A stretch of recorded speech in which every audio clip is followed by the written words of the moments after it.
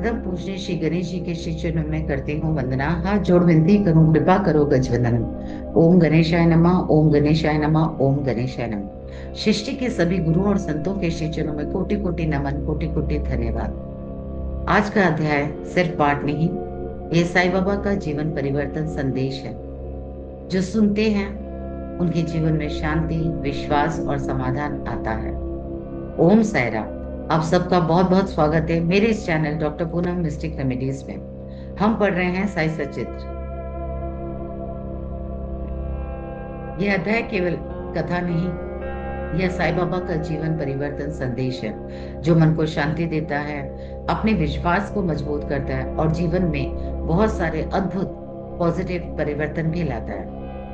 यदि ये पाठ आपके मन को शांति दे तो कृपया इस वीडियो को लाइक करें, अपने प्रियजनों के साथ भी इसे शेयर करें और रोज साईं बाबा के दिव्य संदेश के लिए चैनल को सब्सक्राइब करें। चलिए बाबा के आशीर्वाद से आज का अध्याय हम शुरू करते हैं, बाबा की कृपा से, जिससे हम सब पे बाबा की कृपा बनी रहे। ओम साई राम।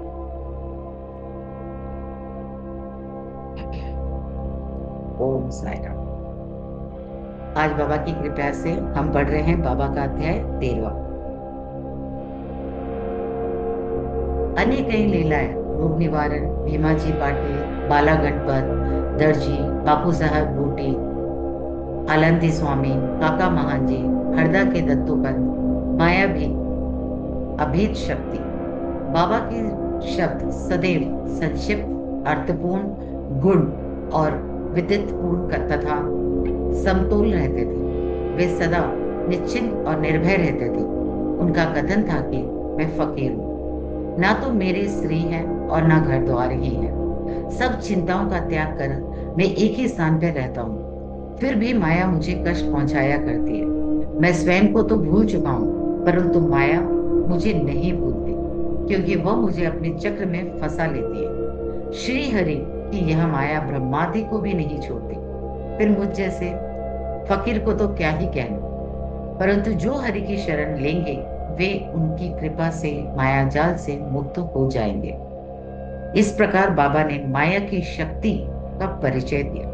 भगवान श्री कृष्ण भगवान में उद्धव से कहते हैं कि संत मेरे जीवित स्वरूप है, और बाबा का भी कहना यही था कि वे भाग्यशाली जिनके समस्त पाप नष्ट होने हो वही मेरी उपासना की ओर अग्रसर होते हैं। यदि तुम केवल साई साई का ही स्मरण करोगे तो मैं तुम्हें भवसागर से पार कर दूंगा। इन शब्दों पर विश्वास करो, तुम्हें अवश्य लाभ होगा। मेरी पूजा के निमित्त कोई सामग्री या अष्टांग योग की भी आवश्यकता नहीं है। मैं तो भक्ति में ही निवास करता हूँ। अब आगे देखिए कि अनिश्चितताओं के आश्रयदाता साईं ने भक्तों के कल्याणार्थ क्या क्या दिया। भीमाजी पाटिल, सत्य साई व्रत, नारायणगांव तालुका, जुन्नेर जिला, गुना के एक महानुभाव भीमाजी पाटिल को कुछ वर्ष पहले में वक्षस्थल में एक भयंकर रोग हुआ, जो आगे चलकर क्षय रोग में परिणत हो गया। उन्हें अनेक प्रकार की चिकित्सा की, परंतु कुछ लाभ न हुआ। अंत में हताश होकर उन्होंने भगवान से प्रार्थना की, हे नारायण, हे प्रभु, मुझ अनाथ पे कुछ सहायता करो। यह तो विदित है कि जब हम सुखी रहते हैं तो भगवान स्मरण नहीं करते, परंतु जो ही दुर्भाग्य घर लेता है, दुविधा आते हैं, तभी हमें भगवान की याद आती है। इसलिए भीमा जी ने भी ईश्वर को पुकारा। उन्हें विचार आया कि क्यों ना साईं बाबा के परम भक्त श्री नाना साहब चंद्रोकर से इस विषय में परामर्श लिया जाए, और इस हेतु उन्होंने अपनी स्थिति पूर्ण विवरण सहित उनके पास लिख भेजी और उचित मार्गदर्शन के लिए प्रार्थना की। प्रत्युत्तर में श्री नाना साहब ने लिख दिया था कि अब तो केवल एक ही उपाय शेष है, और वह है साईं बाबा के चरण कमलों की शरणागति। नाना साहब के वचनों पर विश्वास कर उन्होंने शिरडी प्रस्थान की तैयारी की। उन्हें शिरडी में लाया गया और मस्जिद में ले जाकर लिटाया गया। श्री नाना साहब और श्यामा भी उस समय वही उपस्थित थे। बाबा बोले कि यह पूर्व जन्म के बुरे कर्मों का ही फल है, इस कारण मैं इस झंझट में नहीं पड़ना चाहता। यह सुनकर रोगी अत्यंत निराश होकर करुणा पूर्ण स्वर में बोला कि मैं बिल्कुल निस्सहाय हूँ। और अंतिम आशा लेकर आपके श्री चरणों में आया हूँ। आपसे दया की भीख मांगता हूँ। हे दीनों के शरण, मुझ पर दया करो। इस प्रार्थना से बाबा का हृदय द्रवित हो आया और वे बोले कि अच्छा ठहरो, चिंता ना करो, तुम्हारे दुखों का अंत शीघ्र होगा। कोई कितना भी दुखित और पीड़ित क्यों ना हो, जैसे ही वह मस्जिद की सीढ़ियों पर पैर रखता है वह सुखी हो जाता है। मस्जिद का फकीर बहुत ही दयालु है और वह तुम्हारे रोग को निर्मूल कर देगा। वह तो सब पर प्रेम और दया रखकर रक्षा करता है। रोगी को हर 5वें मिनट पर खून की उल्टियां हुआ करती थी, परंतु बाबा के समक्ष उसे कोई उल्टी ना हुई। जिस समय से बाबा ने अपने श्री मुख से आशा और दयापूर्ण शब्दों से उद्गार प्रकट किए, उसी समय से रोग ने भी पलटा खाया। बाबा ने रोगी भीमाबाई के घर में ठहरने को कहा। यह स्थान इस प्रकार के रोगी का सुविधाजनक और स्वस्थप्रद तो ना था, फिर भी बाबा की आज्ञा कौन टाल सकता था। वहां पर रहते हुए बाबा ने 2 स्वप्न देखकर उनका रोग हरण कर लिया। पहले स्वप्न रोगी ने देखा कि वह एक विद्यार्थी है और शिक्षक के सामने कविता मुखग्रह न कर सकने से दंड स्वरूप बेतों की मार से आसानी कष्ट भोग रहा है। दूसरा स्वप्न में उन्होंने देखा कि कोई हृदय के नीचे से ऊपर, ऊपर से नीचे की ओर पत्थर घुमा रहा है, जिससे उसे हाथ से पीड़ा हो रही है। स्वप्न इस प्रकार कष्ट पाकर वह स्वस्थ हो गया और घर लौट आया। फिर वह कभी कभी शिरडी आता और साईं बाबा की दया का स्मरण कर साष्टांग प्रणाम करता था। बाबा अपने भक्तों से किसी वस्तु की आशा न रखते थे। वे तो केवल स्मरण, दृढ़ निष्ठा और भक्ति की भूखे थे। महाराष्ट्र के लोग प्रतिपक्ष या प्रतिमास सदैव सत्यनारायण का व्रत किया करते थे, परंतु अपने गांव पहुंचकर भीमाजी पाटिल ने सत्यनारायण व्रत के स्थान पर एक नया ही सत्य साई व्रत प्रारंभ कर दिया। बाला गणपत दर्जी, एक दूसरे भक्त जिनका नाम बाला गणपत दर्जी था, एक समय जीर्ण स्वर से पीड़ित हुए। उन्होंने सब प्रकार की दवाइयां और काढ़े लिए, परंतु इनसे कोई लाभ ना हुआ। जब ज्वर तिल मात्र भी ना घटा तो वे शिरडी दौड़ आए और बाबा के श्री चरणों की शरणा ली। बाबा ने उन्हें विचित्र आदेश दिया कि लक्ष्मी मंदिर के पास जाकर एक काले कुत्ते को थोड़ा सा दही और चावल खिलाओ। वे समझ ना सके कि इस आदेश का पालन कैसे करें। घर पहुंचकर चावल और दही लेके वे लक्ष्मी मंदिर पहुंचे, जहां उन्हें एक काला कुत्ता पूंछ हिलाते हुए दिखा। उन्होंने वह चावल और दही उस कुत्ते के सामने रख दिया, जिससे वह तुरंत ही खा गया। इस चरित्र की विशेषता का वर्णन कैसे करूं कि उपयुक्त उपाय करने मात्र से ही बाला जर्दी का ज्वर हमेशा के लिए जाता रहा। बापू साहब बूटी, श्रीमान बापू साहब बूटी एक बार अलंपित के रोग से पीड़ित हुए। उनकी अलमारी में अनेक औषधियां थी, परंतु कोई भी गुणकारी ना हो रही थी। बापू साहब अलंपित के कारण अति दुर्लभ हो गए और उनकी स्थिति इतनी गंभीर हो गई कि वे मस्जिद में जाकर बाबा के दर्शन करने में भी असमर्थ थे। बाबा ने उन्हें बुलाकर अपने सम्मुख बिठाया और बोले, सावधान, अब तुम्हें दस्त न लगेंगे। अपनी उंगली उठाकर फिर कहने लगे, उल्टियां भी अवश्य रुक जाएंगी। बाबा ने ऐसी कृपा की कि रोग समूल नष्ट हो गया और बूटी साहब पूर्ण स्वस्थ हो गए। एक अन्य अवसर पर भी वे हैजे से पीड़ित हो गए। फलस्वरूप उनकी प्यास अधिक तीव्र हो गई। डॉक्टर पिल्ले ने हर तरह के उपचार किए, परंतु स्थिति न सुधरी। अंत में वे फिर बाबा के पास पहुंचे और उनसे त्रिषा रोग निवारण की औषधि के लिए प्रार्थना की। उनकी प्रार्थना सुनकर बाबा ने उन्हें मीठे दूध में उबला हुआ बादाम, अखरोट और पिस्ते का काढ़ा पियो, यह औषधि बतला दी।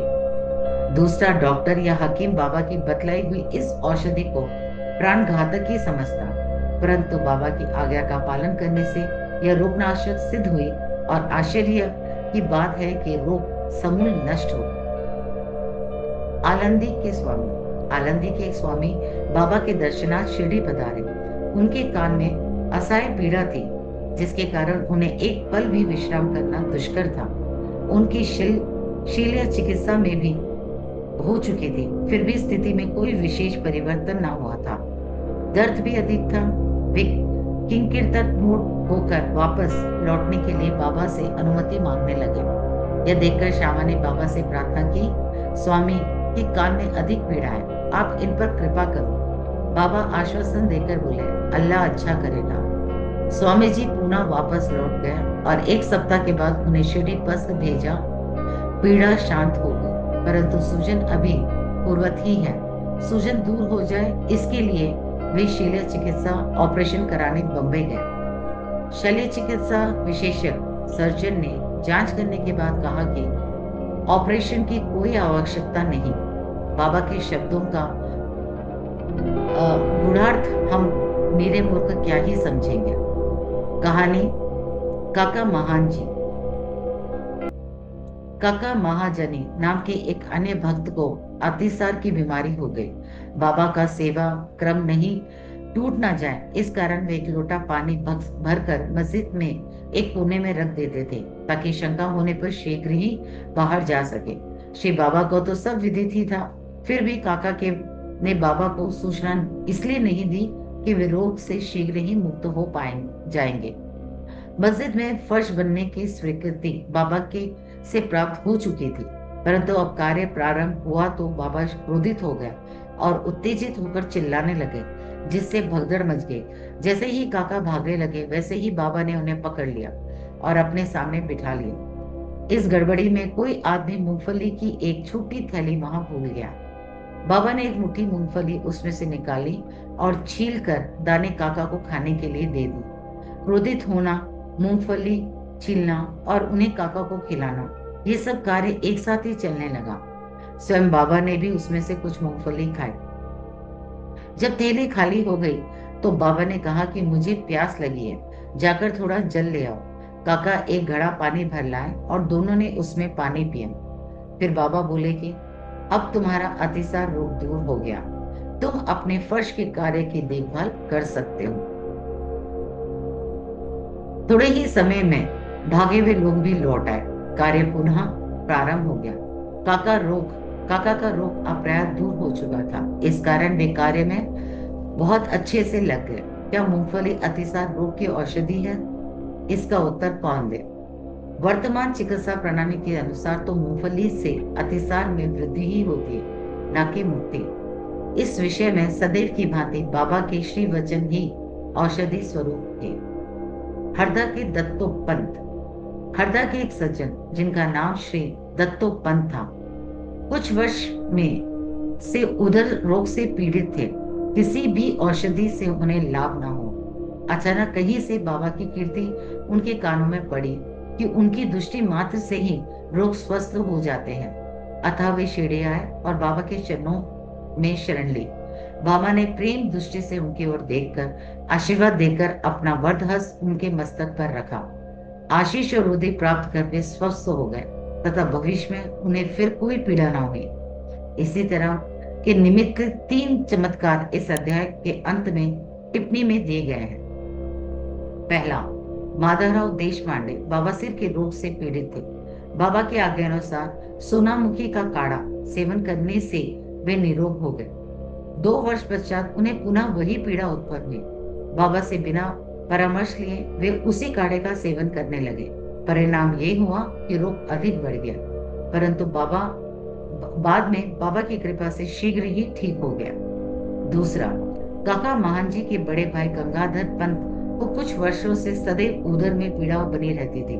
बाबा की कीर्ति सुनकर वे भी शिरडी आए और आरोग्य प्राप्ति के लिए प्रार्थना करने लगे। बाबा ने उनके उदर को स्पर्श कर कहा, अल्लाह अच्छा करेगा।